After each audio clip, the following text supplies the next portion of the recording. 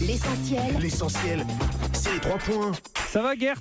Ça va et vous? Il fait pas bon s'appeler Gert Müller. Non, il fait pas bon s'appeler Muller en ce moment. Ah, c'est vrai, quand même. Ça va, vous le vivez bien? J'assume bien. La veille de... Bon, vous le vivez bien. Vous avez suivi toutes les conférences de presse des Bleus depuis la qualification dimanche pour ces demi-finales face à l'Allemagne. Et elles vous ont un petit peu, comment dirais-je, ennuyé? Saoulé. À saouler. On en est à saouler. Écoutez, on est à la veille d'une demi-finale d'une Coupe d'Europe contre l'Allemagne. Oui. Je le redis, on est à la veille d'une demi-finale de Coupe d'Europe contre l'Allemagne. Dans toute la France, les supporters sont bouillants, les drapeaux sont sortis, on parle que de ça. Mais oui. Le public est chaud et vous regardez une conférence de presse des joueurs, t'as l'impression qu'ils sont total déprimés, qu'ils flippent et surtout qu'ils respectent trop notre adversaire. C'est simple, c'est à celui qui dira le plus que c'est l'autre qui est le plus fort. Exemple, Didier Deschamps qui parle de l'Allemagne. Ce grand rendez-vous jeudi face à la meilleure équipe d'Europe et du monde sur ces dernières années, sur la compétition aussi. Ok, ils sont meilleurs que nous, sauf que Joachim Löw, quand on lui demande qui est favori, il répond la France. Nous, on a des blessés, on a également des suspendus. Alors, peut-être que la France est favorite parce qu'elle joue à la maison, c'est sûr. Et vas-y que t'es bon, mais non, c'est toi qui es le meilleur, on se croirait à l'opéra. Oh, c'est du foot. Allez, on se chambre, on se chauffe, c'est France-Allemagne, quoi. Olivier Giroud, il en dit quoi? On a envie de les battre, c'est les meilleurs du monde. Ok, c'est pas mieux, mais ouf, Joachim Löw nous chauffe un peu. Tiens, il critique notre attaque. Il est dingue, il est fou, polémique. Griezmann, c'est un très bon joueur. Il a été très performant. Il est très fort techniquement, mais il y a d'autres joueurs extraordinaires dans l'équipe. Pogba, mais aussi Giroud, qui est très dangereux. Ah non, en fait, il critique que dalle. Alors Moussa Sissoko, lui, c'est un ouf, le dragster. Lui, il a peur de rien. Il va tailler, dire qu'on va les taper, les Allemands, non? Là, on va jouer face à l'une des meilleures équipes du monde et aussi l'un des meilleurs gardiens au monde. Même pas, ça fait de la peine. Tout comme quand Giroud nous parle d'Ozil qui, ok, Ozil, il est bon, ok, enfin bon, c'est pas non plus Messi, quoi. C'est un joueur très talentueux dans la passe, dans la vision du jeu. Et il aime bien se glisser entre les lignes adverses. Donc, il faut toujours avoir un œil sur lui.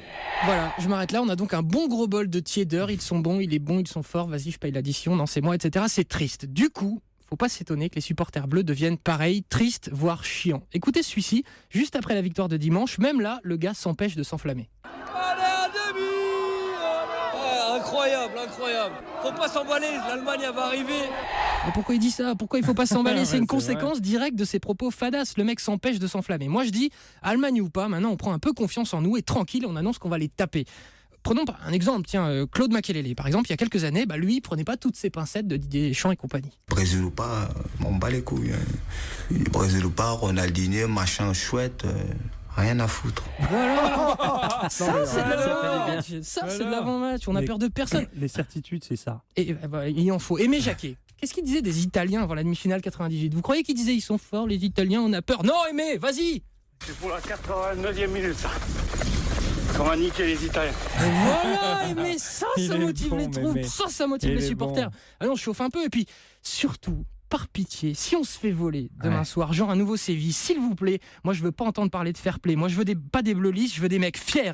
Si ça arrive, faites comme Djibril Cissé par exemple. J'ai le sentiment de m'être fait niquer aujourd'hui. Parce que quand on monte 7 minutes et qu'on prend un but à la 7:40, j'appelle ça me faire enculer. Voilà, ça c'est une conférence de presse.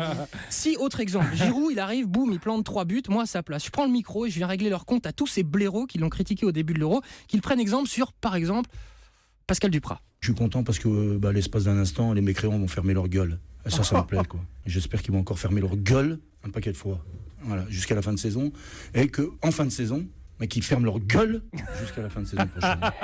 C'est Pascal Duprat. Quand même autre chose que Deschamps, Duprat. Oui, bien sûr. Bon, ça c'est encore la méthode soft, parce que si vraiment vous voulez aller plus loin, vous pouvez copier Maradona, même si effectivement c'est presque trop. À tous ceux qui m'ont maltraité, venez me sucer. Voilà, j'ai dit que c'était presque trop. Et quitte à rester dans la classe absolue, je propose un dernier mot de Djibril Cissé. Donner un deuxième carton jaune et un carton rouge à Vintrap qui est prêt à faire la touche.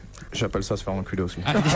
Visiblement, c'est donc une obsession. Alors pas forcément d'aller jusque-là, mais moi j'aimerais bien juste entendre un peu plus de fierté dans les propos d'avant-match.